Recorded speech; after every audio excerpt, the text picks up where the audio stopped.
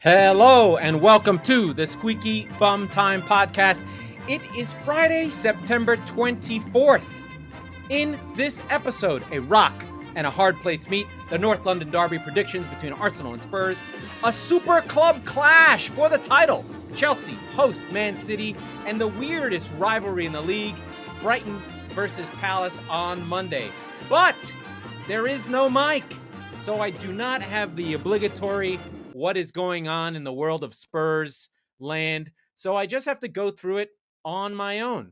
And I'm not happy about it, but Mike is planning for his wedding next week. I will be in New York. How we're going to handle Thursday, I'll be flying. He'll be flying. I don't know what's going to happen. We'll try and do something earlier.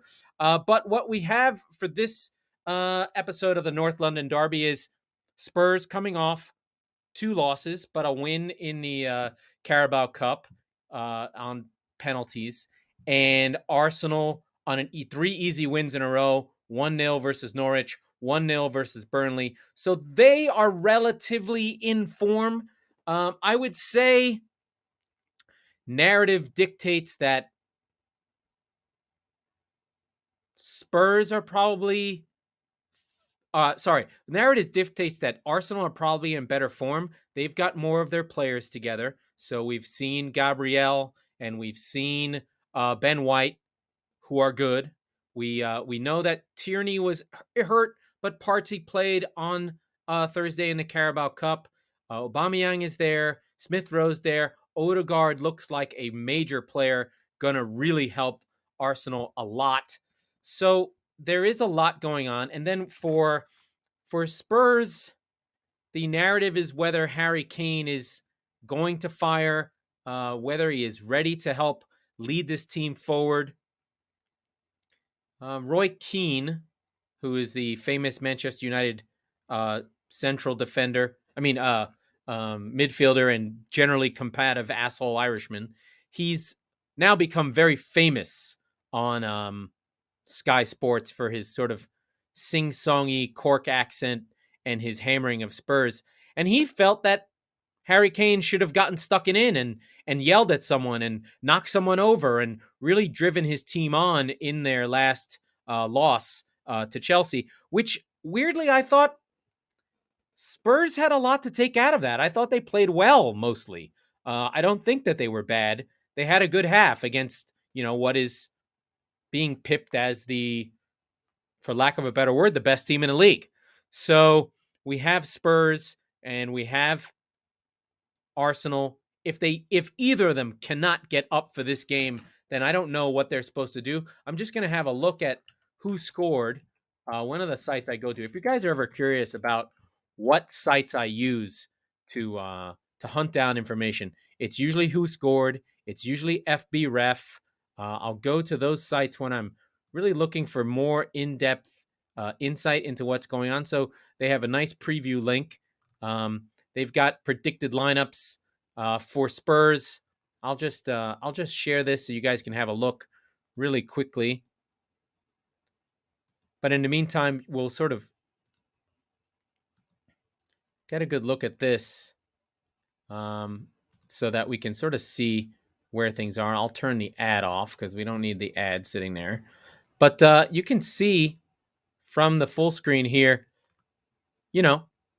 that the predicted lineups are, just give me 1 second as I struggle through here, try and go full screen here. So you've got Reguilon, Dyer, Romero, Royale, Højbjerg, Skip, Ali playing in a deeper role, Heung-min Son, and Kane. Because Lo Celso is in, because Moore is hurt. And then Arsenal have their players there. I would rather they did not play Xhaka. But this group of Tomiyasu, White, Margulies, Ramsdale's made a difference, very vocal, very much in control of the team's defense. I really liked seeing that from him.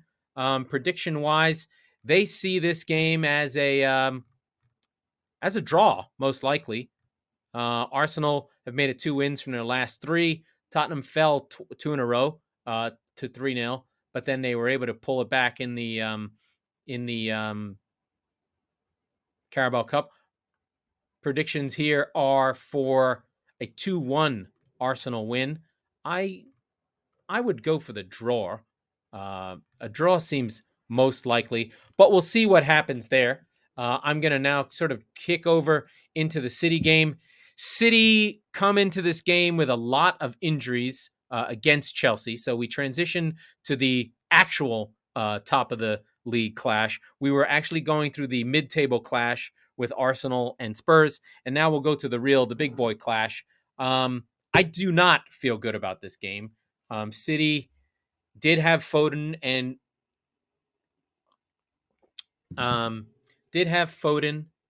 Kevin De Bruyne back in the middle of the park during the Carabao Cup tie. But I don't like what I'm seeing from the front. The last game although City did score 6 goals in the Carabao Cup against Wickham and the Beast, I did not like what I saw from City without Torres. Seems Torres is actually going to be the striker. City have four players that are doubtful: Rodri, Zinchenko, Gundogan, Laporte, and Stones. They are in training, but whether they're able to play, I don't know. Chelsea have just been dominant and have beat City for the last 3 games they've played against. Predicted score here is also 2-1. I would not be surprised at that score, or 1-0 again. City just having a hard time scoring without that out-and-out striker, but they could get lucky. City are the worst shooting team in the league. They simply have to take and create the most shots possible to score even 1 goal. They do not have a natural finisher. I mean, that is what's really paining me about this City team this year, is not that they are worse, not that they aren't a good nail-down team for 85 points and a good amount of goals, but last season was not their best season. Last season, they did miss Aguero. They just happened to lock down their defense. So they only scored 80 goals or 85 goals, where they normally been scoring 100 goals. And that's where the Aguero's goals came in, and they had to really lock down their defense to be able to even win the league. It was Diaz that won them the league and not their normal offense. So I'm concerned for that. Now, Chelsea, on the other hand, are happy not to create, and the way to beat them is to really lock them down and be very, very, very diligent on the break. I just don't know if Pep has learned that he's got to have real holding midfielders there. So it has to be Fernandinho, even despite the fact that he had a really bad game last game in against Southampton. The legs may be getting to him, but he's the only one of City's midfielders that is even ready to fight. Maybe Foden and De Bruyne with Fernandinho will be the midfield 3 with Mahrez, Torres, and Grealish, a very attacking group. But I think that's probably the best grouping, especially if it's gonna. It has to be Walker. Walker has to play because he's their best defender. Diaz. If Ake has to play, that'll be tough. I'd love to see Stones and Laporte. I'd feel a lot better. And then at left back, the continual doom hole that is left back, we have a rapist, alleged, in Mendy, who's off the team at this point, and Zinchenko, who's hurt. So I don't know who will play. Maybe it'll be one of the kids. I don't know. But City do have a weakness. They'll have to play Cancelo there on his wrong foot if they have to play him at all. So that's where the teams are. Narrative right now, City are still living every time they lose a game. Every time they lose a game where they create lots of chances but are unable to finish, the story is going to be, you didn't get Kane, you didn't get Kane, you didn't get Kane, you didn't get Kane. And I don't disagree with that. It would have been nice to get Kane. It also would have been nice to have any striker resembling anything. So like I've said before, I would have been happy with Ollie Watkins. I would have been happy with Danny Ings. I would have been happy with Cristiano. I don't give a shit who it is. Torres has been okay. He does make the runs that City needs. But with City, it's an amount of luck. It's, can the shots that are taken be on goal and be converted? So City are going to create shots, but how many are going to be on target and how many are going to be clinical? It's really tough. It looks like Mendy will be back. N'Golo Kante will be back. It should be interesting to see what happens with City and their injuries. But City's so deep. It's not going to be whether Chelsea are better. Remember, Chelsea beat them a couple times in a row, but one of the games City barely played anybody, or it was a weird lineup. And then in a Champions League final, Pep had to go and do something stupid like, change the whole system right now. So it'll be tricky. I'm into it. I love these games. They are very not in the face. I expect a draw. City not scoring, maybe Chelsea not scoring. I don't know. We'll see what happens. Lukaku was really put in check in the last game, so I don't expect Diaz. I expect Diaz to be able to handle him.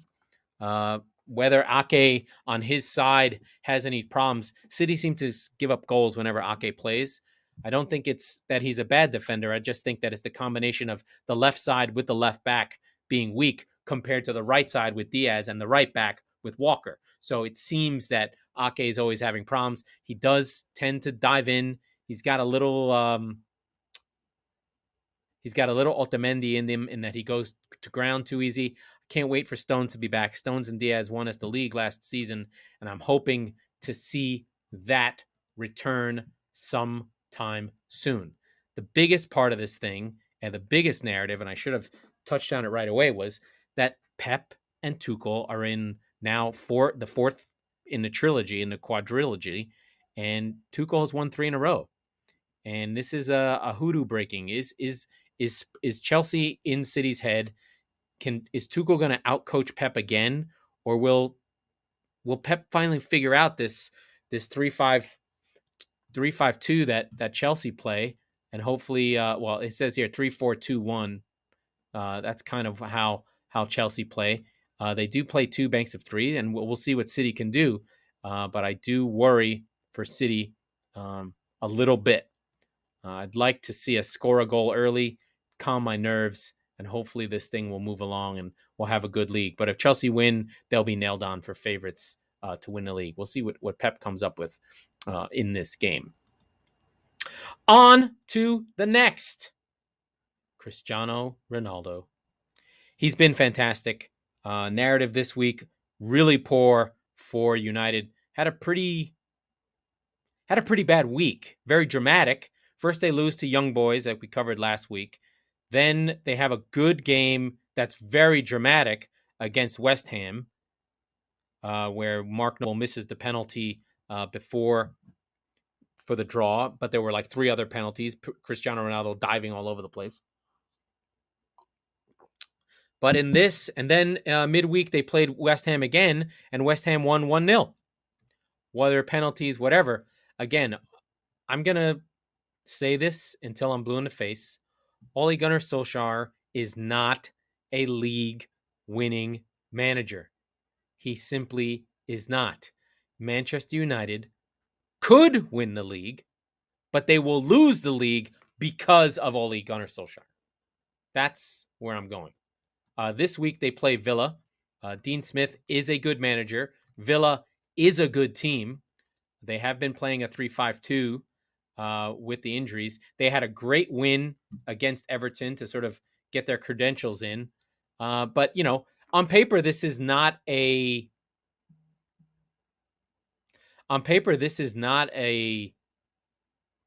big game for Aston Villa.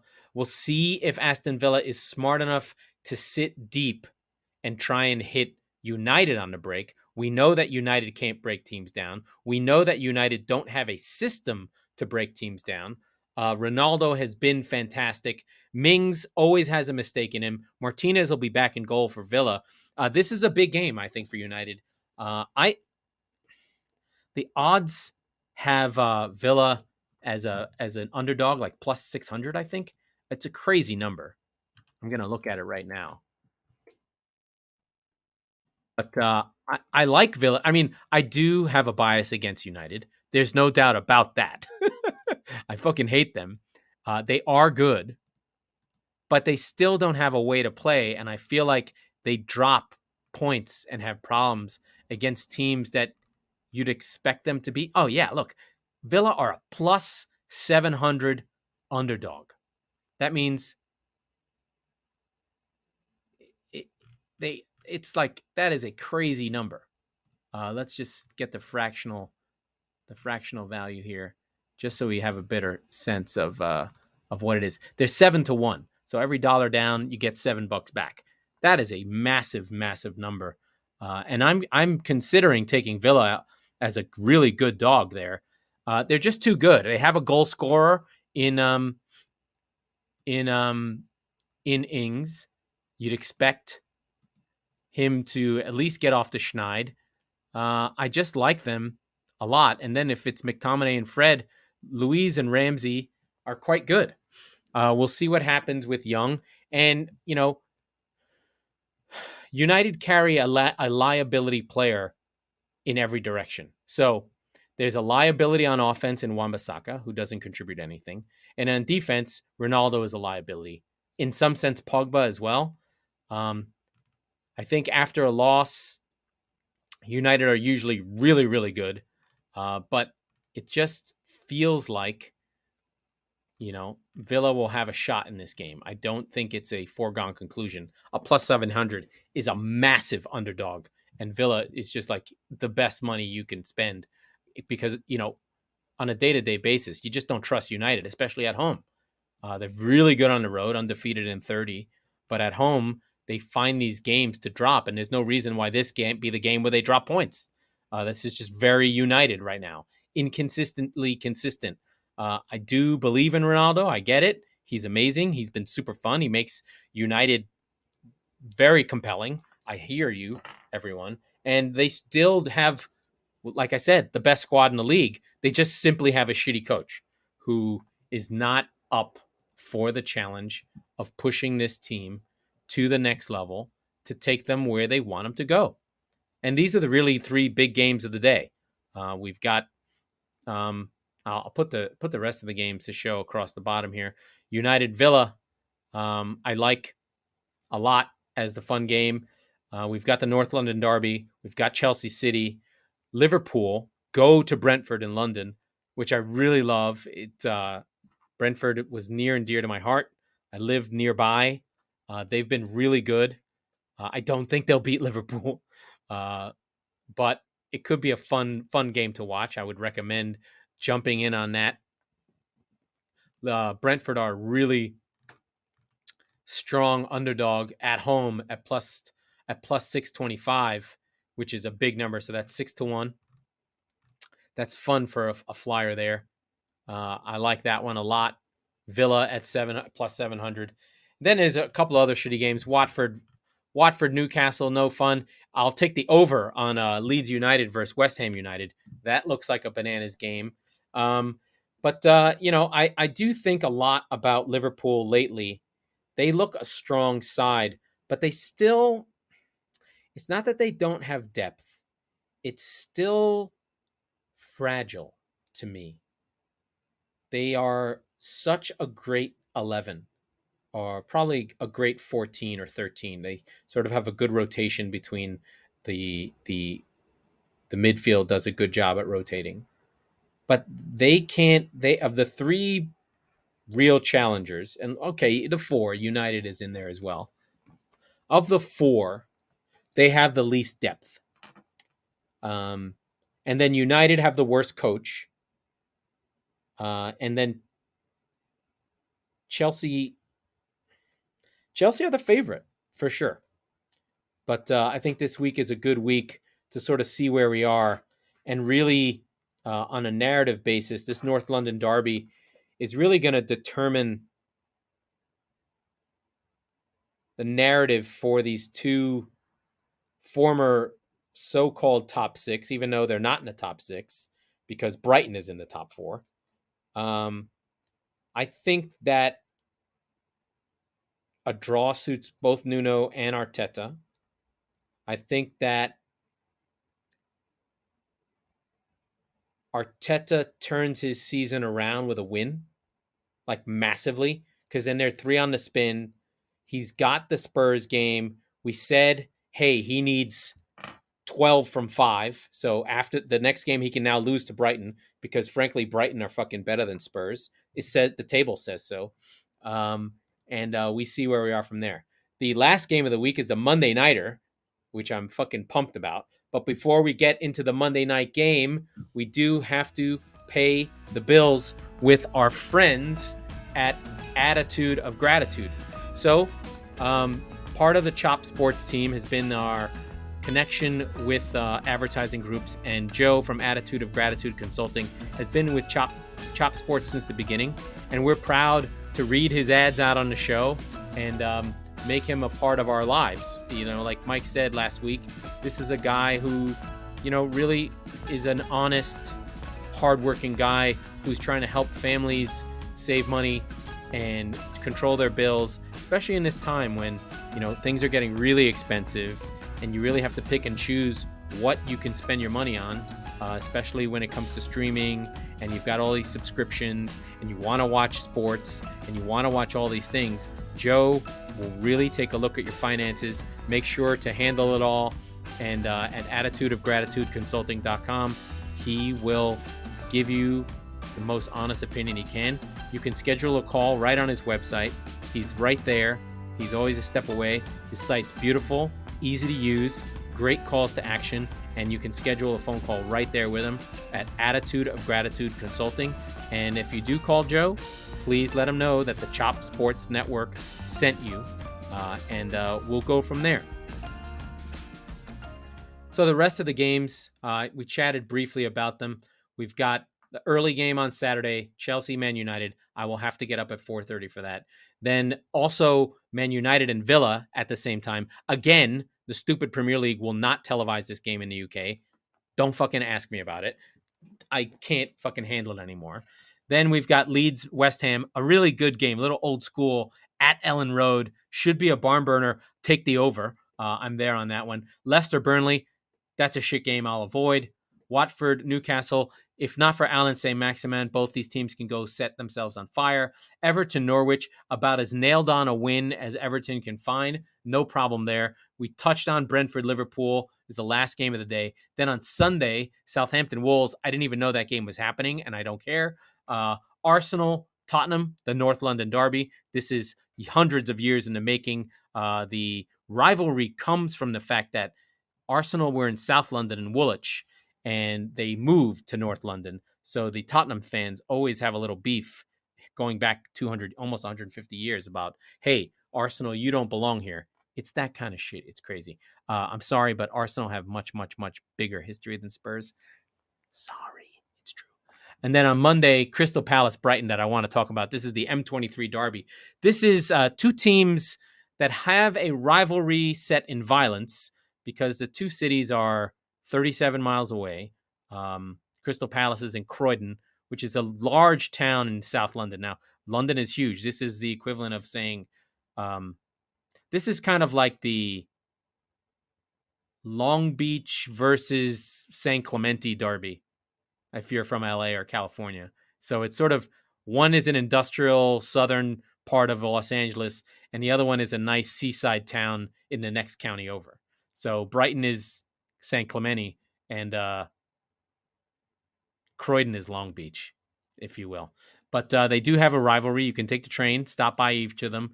My team, well, not my team. I like both these teams. I love Crystal Palace for the passion of the team, the reflection of its neighborhood. The team is very Black English, and they reflect that in their style of play with Zaha, and they've got Oloesi, even though he's French, and they're bringing in sort of swag players like my guy Conor Gallagher. They're very representative of South London in the melting pot.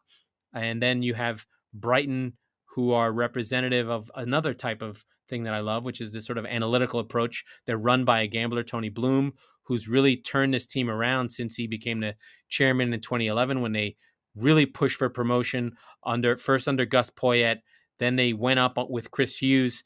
They kept Chris Hughes, who played too defensive. When the opportunity came after Potter left Swansea, Potter completely transformed the way that Brighton played, but not the results. So they went from a stay in the league between 40 and 45 points, playing defensive, Duncan Duff and a header, to a progressive attacking team of Neil Mope missing chances without Duff, but with White. So they are in the same place, but playing a different way. So it's really fascinating to watch this team go from a heavy defensive unit to a progressive attacking unit, get the same results, but deliver them in a completely different style. And I believe in Potter. I believe in the Brighton project. And I bet on them almost every week because I think there's still value in their play. I think they're still underrated, even though they are now in the top four. Everything in their underlying numbers said they were a top half team, and now they're showing it. So it's really exciting. And on the other side, Crystal Palace is doing the same thing. Crystal Palace is a team well run under Steve Parish, I think. They have tried in, I think, 3 successive attempts to become a more progressive attacking team, but every time they tried, it would go badly. So they tried under Frank de Boer. He lost his first 8 in a row. They brought in Roy Hodgson. They tried under Ian Holloway early on, and they had to go to Allardyce or Pulis to save them. So they have tried to be a more progressive team, but when relegation threatens them, they do revert to form and become a defensive team that are dour and kind of 4-4-2 in a cloud of dust football. They become more Burnley than not Burnley.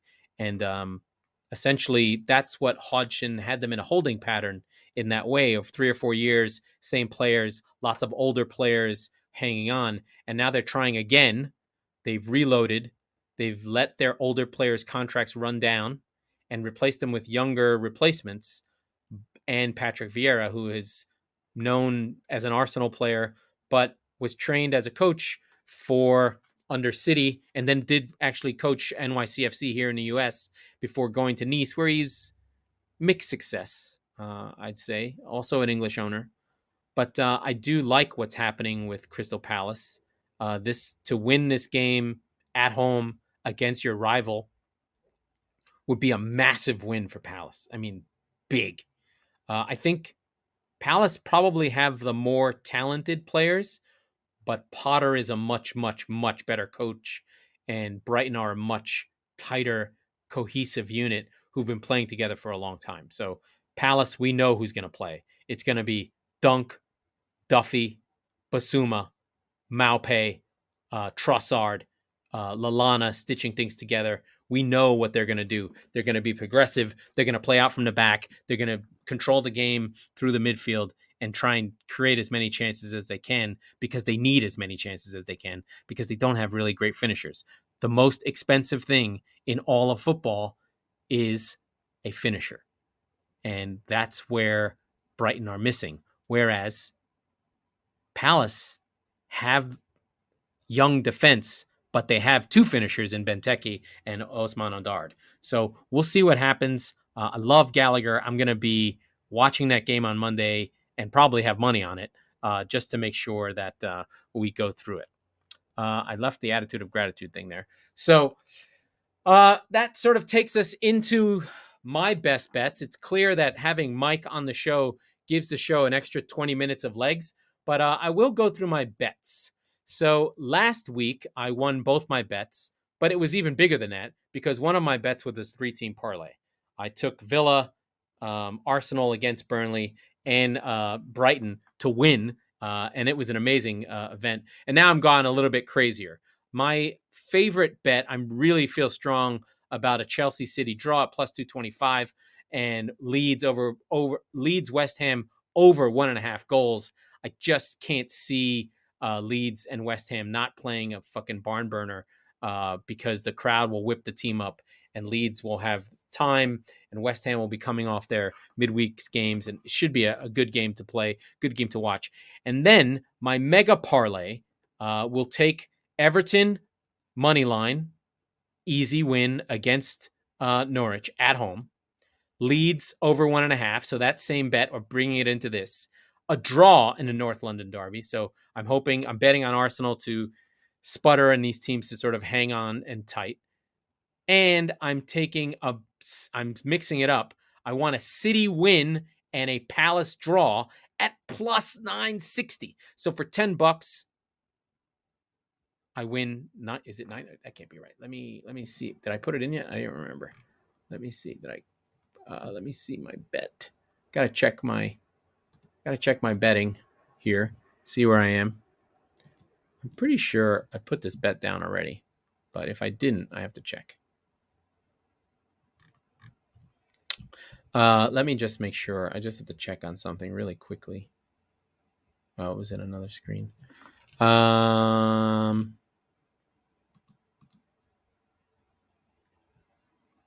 I have to log in. So I'm just logging in. Yeah, I just got a big sort of number out there that I did not place the bet. Okay. Oh no, the bet I have placed is Villa plus 700, Chelsea draw, and Leeds plus 1.5. So I have actually changed my bet. I actually have that Villa plus 700 against United, but I have not put the parlay down yet. I will, but it is plus 900. So those are my best bets, and I'm looking forward to it again. I'm having a lot of fun. I'm only putting $10 down. It's a whole lot of fun to sort of put bets down on these games. I will edit this on the fly just to make sure that I've got this extra bet in here. So I do have Villa plus 700 money line against United. So I have 4 bets. Got 4 bets. It's City to draw with Chelsea as a single bet. That's my favorite. Leeds versus West Ham plus 1.5. Villa plus 700 against United away. It's probably dangerous. And then this crazy parlay: Everton money line, Leeds plus 1.5, Arsenal draw, Man City money line win, and Palace Brighton draw. So we'll see how it goes. By the end of Monday, I might know right away. Like if City win, if City draw, I win my 225, and then I lose a parlay on $10. But so what? I won it last time. I'm really enjoying the betting. It's super fun. And we expect actually to have a sponsor soon. We're going to hear from the Chop Sports Group about MGM Grand. So we're super excited about that within the context of the show. Anyway, I'm going to finish it up. That was the Squeaky Bum Time Podcast with Mike Salerno and Laurent Cortines. We are the football wing of the Chop Sports Network. We record on Tuesdays and Fridays, so be sure to subscribe wherever you get your podcasts so you never miss a show. And if you're listening on Apple, please rate and review the show so we can reach more people who love us as much as we love them. And there's a lot of loving going on, so enjoy that. I did not do any German jokes. I guess no Mike, no Germans.